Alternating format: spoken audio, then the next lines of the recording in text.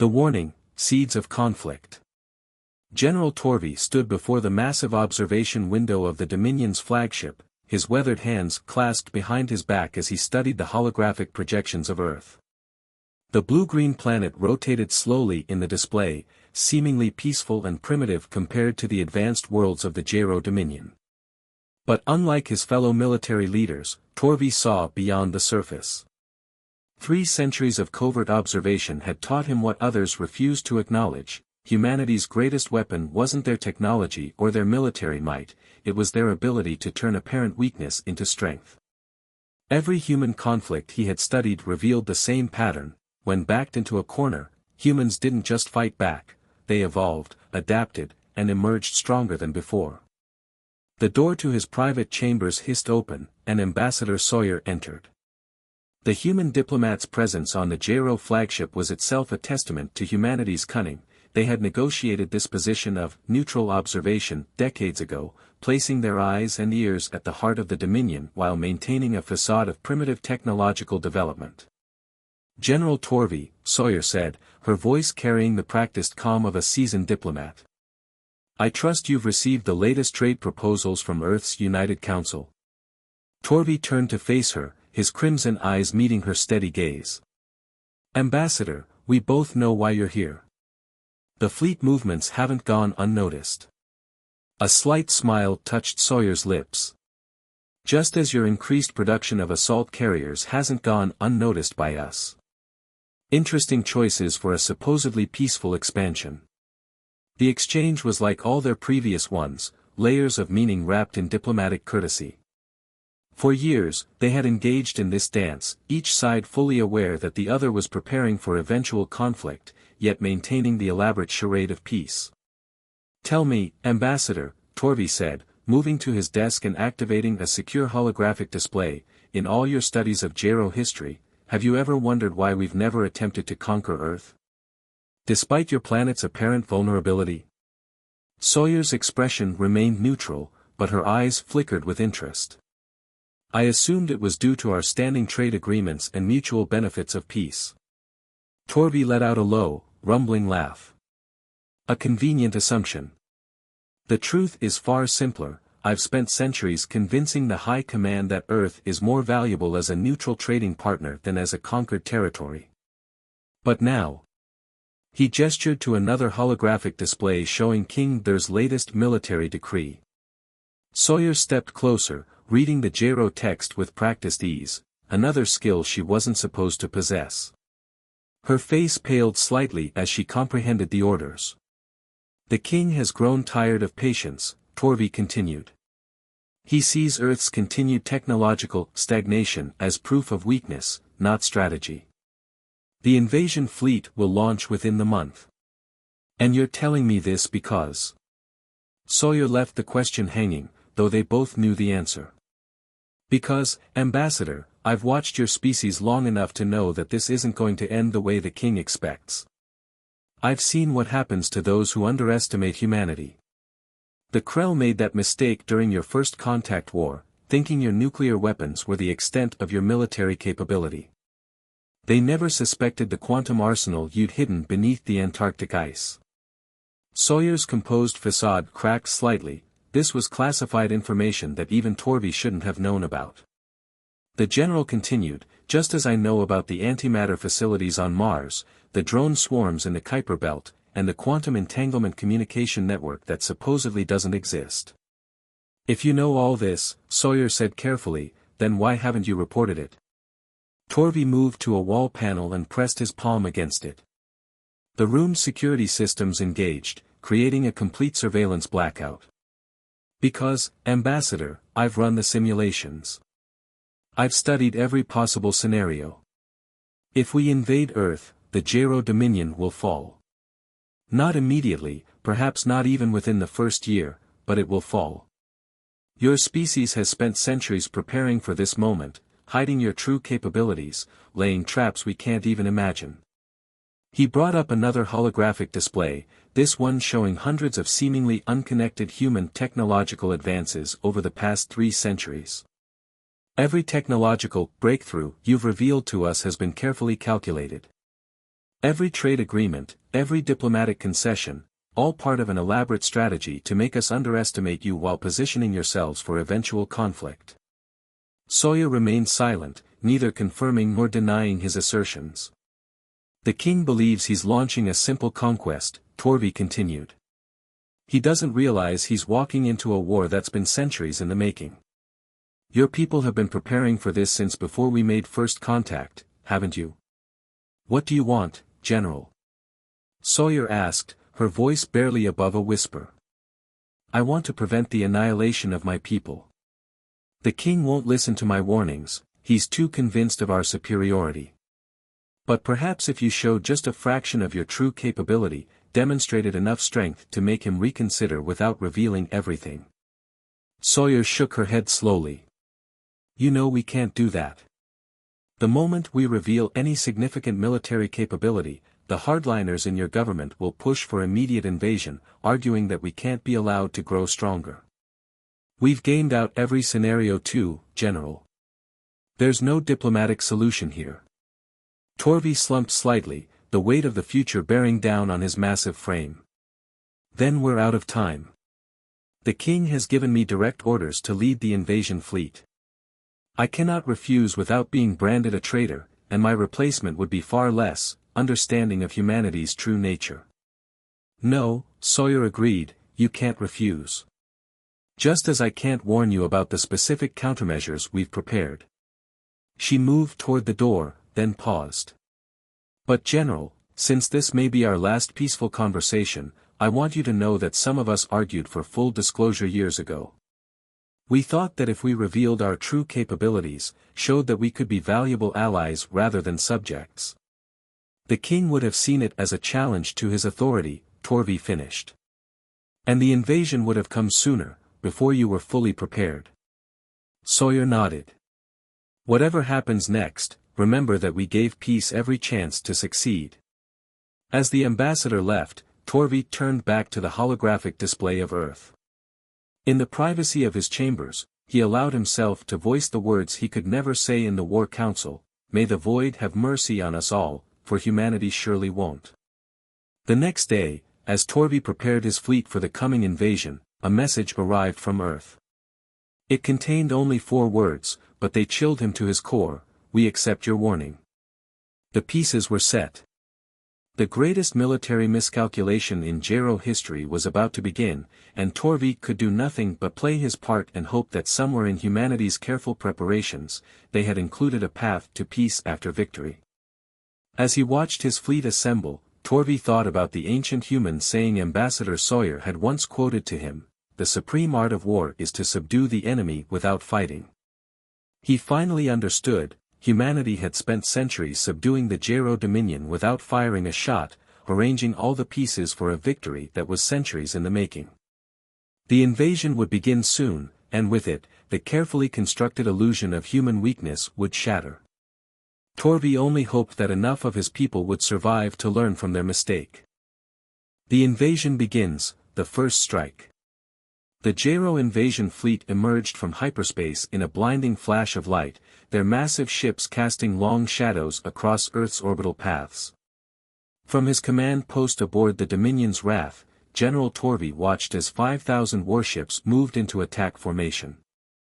The sight would have filled any other military commander with pride, but Torvi felt only dread. In the ship's tactical chamber, King Thur's hologram flickered to life, his massive form dominating the room.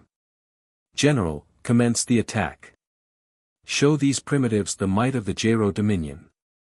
"My king," Torvi began, making one final attempt at reason, "allow me to send a diplomatic." "The time for diplomacy is over," Thur interrupted, his voice thunderous. "Either begin the assault, or I will find someone who will." Torvi bowed his head in resignation. "As you command." As the hologram faded, he turned to his bridge crew. "Launch the first wave. Target their orbital defense stations." The attack began precisely as their battle simulations had predicted.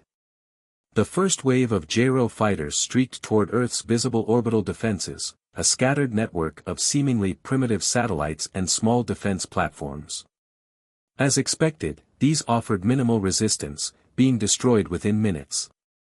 What troubled Torvi was what he didn't see. Where were the quantum weapons he knew existed? Where were the antimatter facilities his spies had confirmed? The Earth's surface remained eerily calm, showing no signs of panic or chaos that typically accompanied invasions.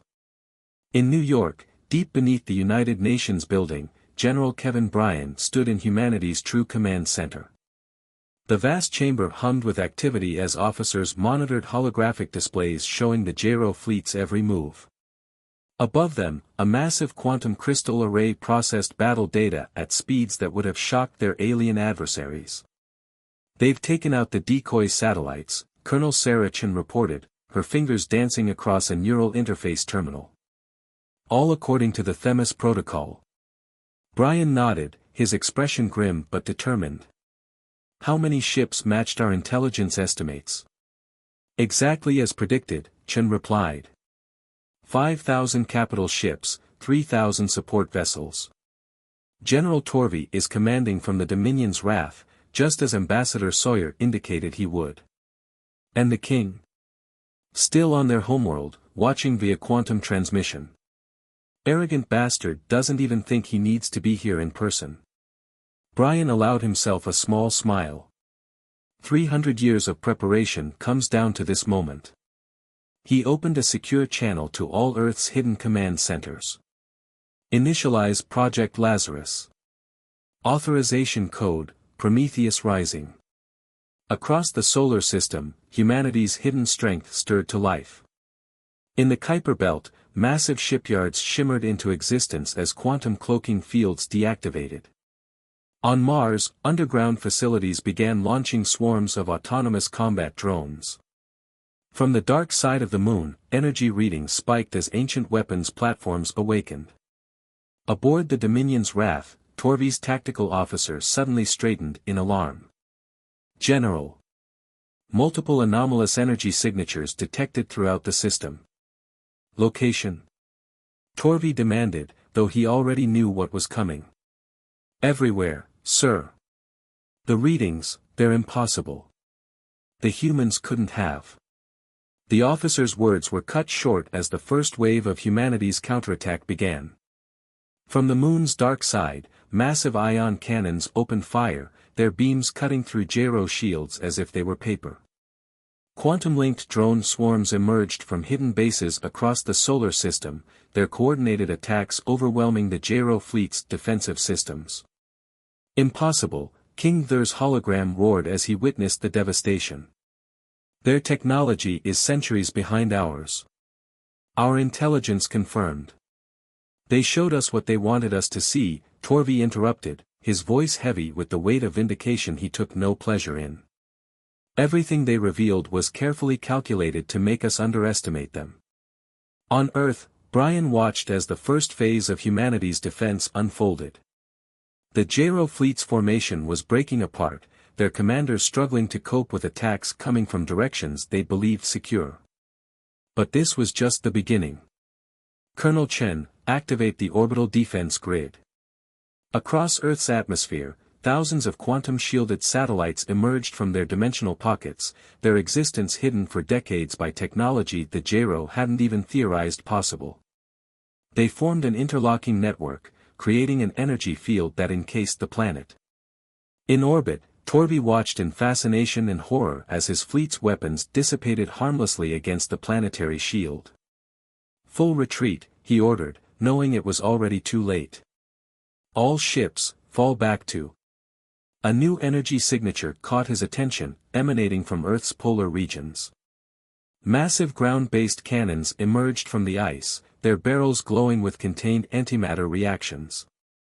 The humans had weaponized the very forces of creation, and they had centuries to perfect their control. "My king," Torvi transmitted, "we must sue for peace. We cannot win this." "Coward!" Thur bellowed. "I stripped you of command. All ships, press the attack. Show these humans the true might of." The transmission cut off as the first antimatter beams lanced through space, each shot precisely calculated.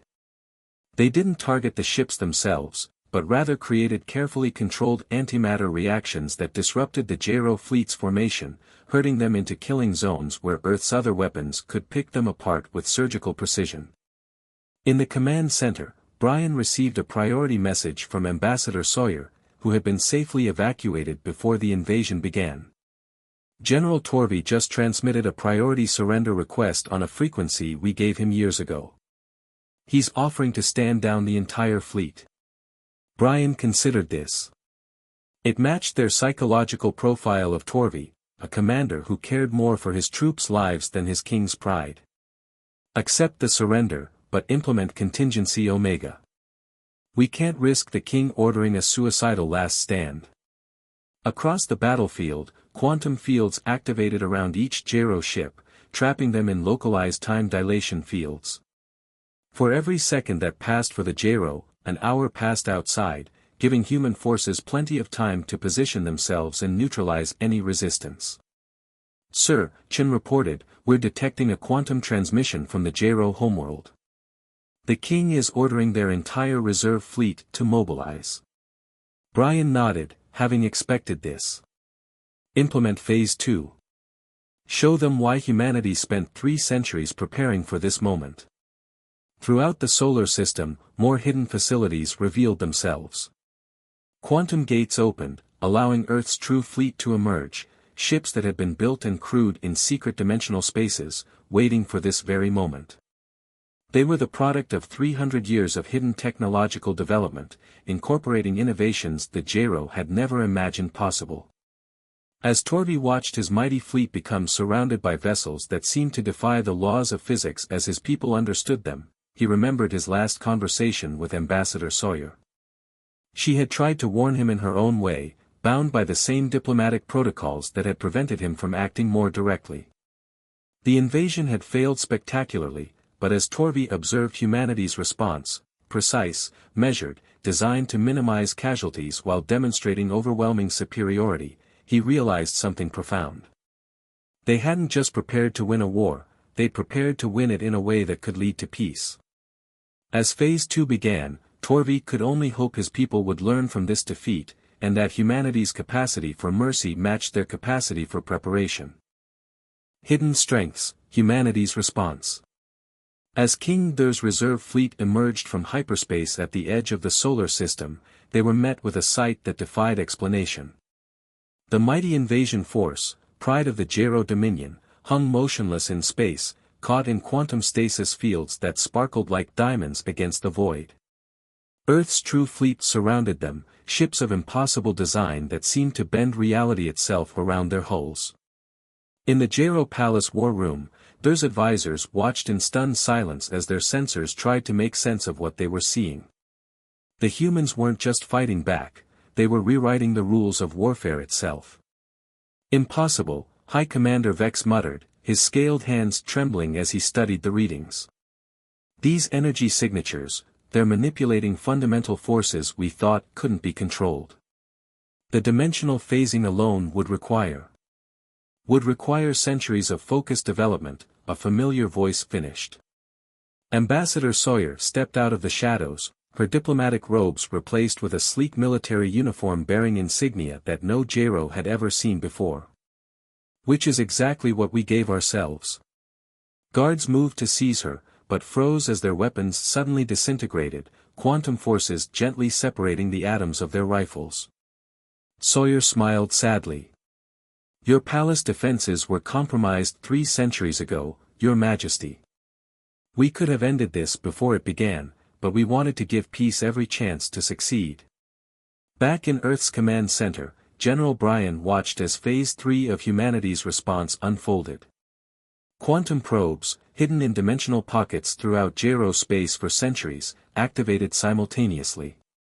Each carried a payload not of weapons, but of information, the true history of humanity's preparation for this moment. Signal from Ambassador Sawyer, Colonel Chen reported.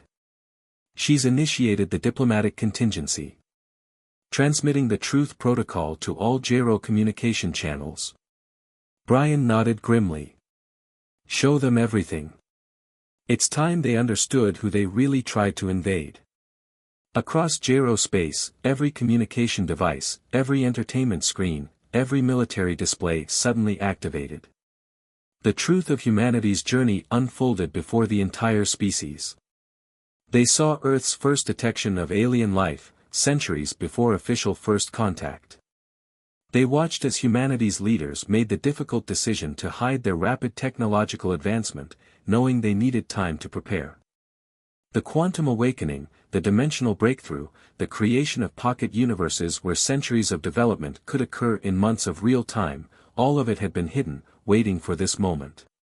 On the Dominion's wrath, still frozen in quantum stasis, General Torvi watched the transmission with a mixture of vindication and awe. Every suspicious coincidence, every seemingly lucky break in human development, every diplomatic concession that had seemed too good to be true, all of it had been orchestrated across centuries of patient preparation. "You never needed the trade agreements," he whispered, though he knew Ambassador Sawyer couldn't hear him. "They were just a way to study us up close." In the palace war room, King Thur's rage built as he watched humanity's deception unfold. "Launch everything," he roared. "Every ship, every weapon. I will not be made a fool of by the species you underestimated." Sawyer interrupted. "The war is already over, Your Majesty. It was over before your first ship entered our solar system. Look." The displays showed new images, vast human fleets emerging from dimensional spaces throughout Jaro territory. Quantum gates opened near every major Jaro world, revealing defense platforms that had been waiting for centuries, hidden in plain sight. "While you watched our visible development," Sawyer explained, her voice heavy with the weight of centuries of secrecy, "we seeded your entire empire with dormant quantum technologies. We could have conquered you a dozen times over, but that was never our goal. We wanted to ensure that when first contact eventually occurred, we would be prepared for every possibility." In Earth's command center, Brian received updates from across space as humanity's hidden strength revealed itself. The Jaro Reserve Fleet, faced with the impossible choice between surrender and annihilation, stood down. Quantum fields enclosed their ships, gentle but irresistible. "Sir," Chen reported, "we're detecting attempts at resistance on 3 Jaro colony worlds. The local governors are trying to launch planetary defense systems." Brian's expression remained calm. "Activate the planetary guardians." Deep beneath the surface of every Jaro world, ancient machines stirred to life. They had been placed there during the earliest days of Jaro colonization, disguised as natural formations, waiting for this moment. Quantum fields enveloped each planet's military installations, neutralizing them without a single casualty. The whole time, Torvi marveled, watching the events unfold from his trapped flagship, every mining agreement, every geological survey, every joint colonization project. You were positioning your pieces across our entire empire. In the palace, King Thur slumped in his throne as the full scope of humanity's preparation became clear. His empire, which he had believed invincible, had been quietly contained centuries ago. Every attempt at military development had been subtly guided by human infiltrators. Every technological breakthrough had been carefully monitored and, when necessary, gently redirected. "Why?" he finally asked, looking at Sawyer with a mixture of fury and despair. "Why go to such lengths? Why not simply conquer us when you had the chance?" "Because that's not who we are," Sawyer replied softly. "Humanity learned long ago that true strength lies not in the ability to destroy, but in the wisdom to know when not to. We didn't spend 3 centuries preparing for war, Your Majesty. We spent 3 centuries preparing to prevent one." Throughout Jaro space, quantum gates continued to open, revealing not just military might, but also humanitarian vessels. Ships carrying medical supplies, food, and emergency resources moved to assist any worlds disrupted by the brief conflict. It was a show of force unlike anything in galactic history, a demonstration not just of overwhelming military power, but of the capacity for immediate aid and reconstruction. In Earth's command center, Brian watched as the pieces fell into place. Humanity had revealed itself not as conquerors, but as guardians who had hidden their true nature out of a desire to give peace every chance to succeed. Signal from Ambassador Sawyer, Chen announced. The Jaro High Command is requesting terms for an immediate cessation of hostilities. Brian allowed himself a small smile. Transmit the terms we prepared centuries ago. Operation Eternal Vigilance is now in effect. As the quantum gate stabilized and humanity's full presence in the galaxy became clear, the true scope of their achievement began to sink in. They had won not just a war, but the peace that would follow, laying the groundwork across generations for a future where strength served wisdom, and power bowed to responsibility. The turning point, revelation of power. As the dust settled across the galaxy, the true weight of humanity's revelation began to sink in. In hidden chambers beneath Geneva's Palais des Nations, the Earth Security Council convened an emergency session. The vast room, untouched by time within its quantum bubble, housed representatives from every major power that had participated in humanity's 3-century deception. General Brian stood before the assembled leaders, his hologram simultaneously appearing in similar chambers on Mars, Titan, and the dozen other hidden human colonies scattered across dimensional pockets in space. The Jaro Dominion has sued for peace, he announced, his voice echoing across quantum-linked chambers. But now we face a more complex challenge, revealing the full truth of who and what we've become. In the palace on the Jaro homeworld, Ambassador Sawyer faced a different kind of challenge. King Thur and his high command sat in stunned silence as she activated a quantum projector, revealing the true history of human-Jaro relations. What you're about to see has been classified at the highest levels, she began. 300 years ago, when we first detected your probe entering our solar system, humanity faced a choice. Our quantum sensors, already far beyond what you believed we possessed, showed us 2 possible futures. The projection showed a timeline split. In one path, humanity revealed its true capabilities immediately, leading to an arms race that devastated both civilizations. In the other, they chose patience, hiding their advancement while carefully guiding the Jaro Dominion toward a future where coexistence was possible. We chose the harder path, Sawyer continued. Not just hiding our strength, but using it to subtly protect your people, even from themselves. The projection shifted, showing countless instances where hidden human intervention had prevented disasters across Jaro space, quantum fields deflecting asteroids, nanobots quietly neutralizing planetary plagues, dimensional shields protecting colonies from solar flares. For 3 centuries, humanity had been an invisible guardian, allowing the Jaro to believe in their own supremacy while quietly ensuring their survival. Back on Earth, Dr. Elena Rodriguez, head of the Quantum Ethics Division, addressed the Security Council. We now face the moral implications of our deception. Yes, we prevented war. Yes, we saved countless lives. But we also manipulated an entire civilization's development. The question now is, how do we transition from hidden guardians to open allies? In orbit around Earth, General Torvi had been released from quantum stasis and invited aboard humanity's flagship, the Vigilant. The vessel's interior defied physics as he understood it, spaces folding into themselves, rooms that were somehow both there and not there simultaneously. Captain Sarah Chen led him through corridors that seemed to stretch into infinity while occupying no space at all.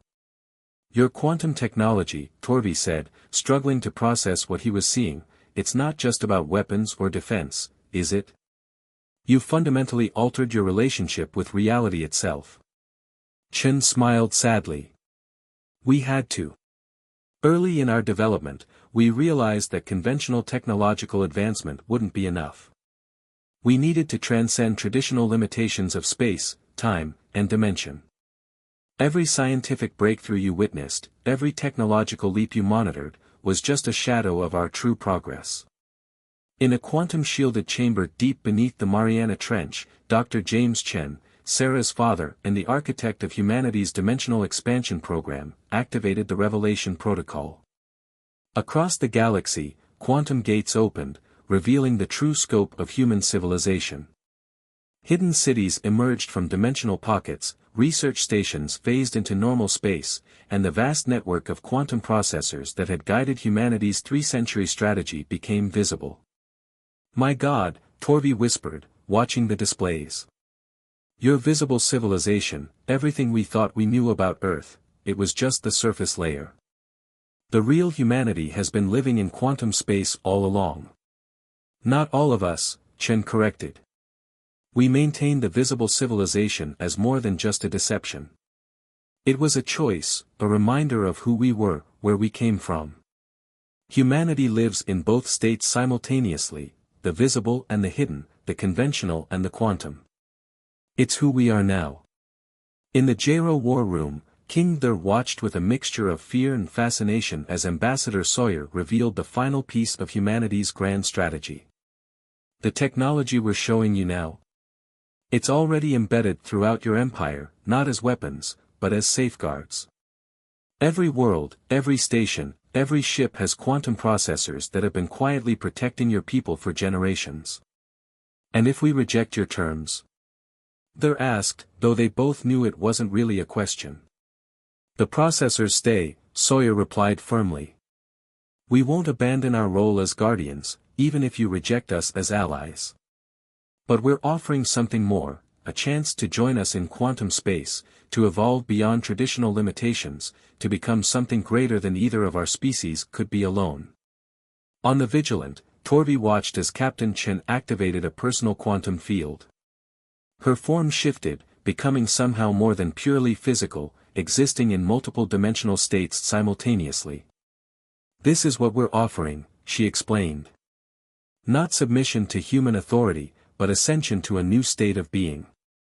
We spent 3 centuries preparing for this moment, not just to defend ourselves, but to help both our species transcend." In Geneva, the Security Council debated the implications of full disclosure. The quantum feeds showed similar discussions happening across human space, both conventional and dimensional. The decision they faced would reshape not just human-Jaro relations, but the very nature of civilization in the galaxy. Dr. Rodriguez addressed the council again. "We hid our true nature not out of fear, but out of hope that when this moment came, we could offer more than just victory. We could offer transformation." As humanity's full capabilities became clear, the galaxy itself seemed to hold its breath. The Jaro faced a choice between accepting a reality far more complex than they had imagined, or clinging to their old understanding of existence itself. And humanity faced its own challenge: how to transition from hidden guardians to open partners without destroying the very civilization they had spent centuries protecting. In quantum space, where time flowed differently and possibility existed in all states simultaneously, the future hung in balance. The war was over before it truly began, but the real challenge, the challenge of unity, understanding, and transcendence, was just beginning. Final gambit, victory and aftermath. In the quantum-shifted spaces between conventional reality, humanity's true council chamber defied ordinary physics. Representatives from Earth, Mars, and the dimensional colonies gathered in a room that existed in multiple states simultaneously, their forms flickering between physical and quantum existence as they debated the future of 2 civilizations. Dr. Elena Rodriguez stood at the center, her quantum-enhanced consciousness processing millions of potential futures. "The Jaro stand at a crossroads," she announced, her voice resonating across dimensional barriers. "Their response to our revelation will determine not just their future, but the shape of galactic civilization itself." On the Jaro homeworld, King There faced his own moment of truth. The evidence of humanity's 3-century guardianship was irrefutable. Every disaster averted, every miraculous survival, every inexplicable stroke of good fortune, all of it traced back to human intervention. The realization that his empire had prospered not through superior strength, but through the hidden protection of those he tried to conquer, shattered his worldview. "Your Majesty," Ambassador Sawyer said softly, her form shifting between physical and quantum states, "what happens next must be your choice. We won't impose transformation on your people. But know this, the universe is far larger, far stranger, and far more wonderful than you've imagined. We're offering you a chance to see it as we do. In Earth's primary command center, General Bryan received a priority alert. The quantum sensors, extending across multiple dimensions, had detected movement in the far reaches of Jaro space. The reserve fleet, those ships that hadn't participated in the initial invasion, was mobilizing. "They're not moving to attack," Colonel Chen reported, her consciousness linked directly to the quantum network. "They're requesting permission to approach Earth. Not as warriors, but as pilgrims." Aboard the Vigilant, General Torvi watched in amazement as the first Jaro ships began their transformation. Human quantum engineers, their existence finally revealed, worked alongside Jaro technicians to install the dimensional shift drives. The technology had been ready for centuries, waiting only for this moment of acceptance. "I don't understand," a young Jaro officer said, watching his hands phase between states as the quantum field took effect. "Why show us such mercy? Why offer us ascension when you could have simply destroyed us?" Captain Chen smiled, her form resonating across multiple dimensional frequencies. "Because that's the choice humanity made 3 centuries ago. When we first developed quantum technology, we faced the same question: use it for dominance, or use it for transformation. We chose to become guardians rather than conquerors." In the Quantum Council chamber, Dr. Rodriguez presented the final phase of humanity's grand strategy. Operation Eternal Vigilance was never about military victory, she explained. It was about creating the conditions for mutual transcendence. Every step, from hiding our capabilities to allowing the Jaro invasion attempt, was calculated to bring us to this moment. The quantum projections showed the next phase, a gradual merging of human and Jaro civilizations, not through conquest or submission, but through shared evolution. The dimensional barriers that had hidden humanity's true advancement would become bridges between the species. King Ther, watching the transformation of his fleet through quantum feeds, finally understood the true nature of power. "We thought ourselves mighty," he admitted to Ambassador Sawyer, "but we were children playing at warfare while you reshaped reality itself. And yet, you chose to protect rather than destroy us." "Because true strength," Sawyer replied, "lies not in the ability to destroy, but in the wisdom to nurture. We became what we are not to dominate, but to guide. To ensure that when this moment came, both our species would be ready for what lies beyond conventional existence."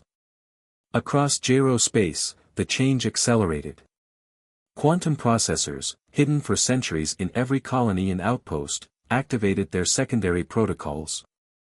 Not weapons of war, but tools of transformation. The barriers between normal space and quantum reality thinned, allowing the Jaro their first glimpse of the universe as humanity had seen it for centuries.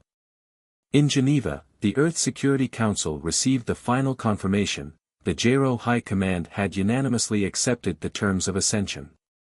The war that never truly began had ended not in destruction, but in transcendence. General Bryan, watching the quantum feeds, allowed himself a moment of reflection. 300 years of preparation, all for this moment. Not to win a war, but to prevent the need for one. Not to defeat an enemy, but to create an ally.